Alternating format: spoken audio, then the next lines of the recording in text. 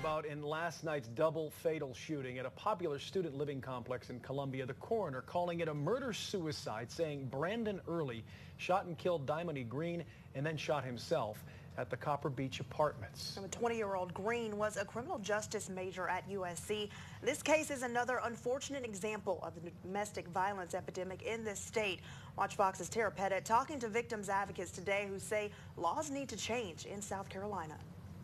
That's right, Janet. The executive director of the South Carolina Coalition Against Domestic Violence and Sexual Assault tells me that although this recent murder-suicide is one circumstance, similar instances can be avoided.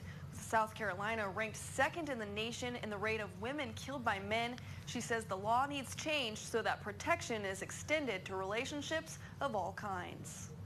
The problem with a situation like this is that when we refer to dating violence, those relationships are not covered by our current domestic violence laws. That situation played out Tuesday night for one Midlands couple. 20-year-old Dimony Green was a criminal justice major at the University of South Carolina. We are told that Green and Early were dating at the time of the incident, and there are no documented incidents of prior violence between the two. Just because law enforcement has not responded before does not mean that there was not a pattern of violence in that relationship.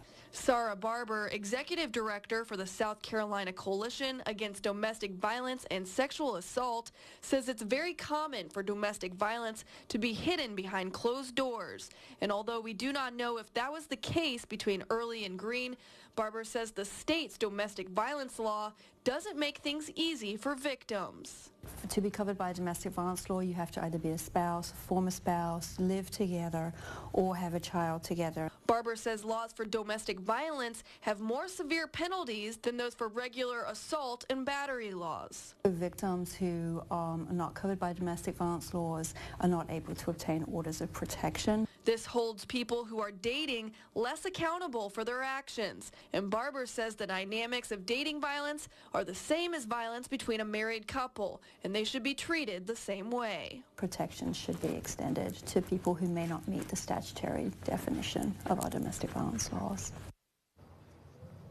Barber also told me that there's currently a lot of work being done at the State House by a special committee. That group of lawmakers is looking at reforming domestic violence laws and the state's response to domestic violence. Live in studio, Tara Pettit, Watch Fox News.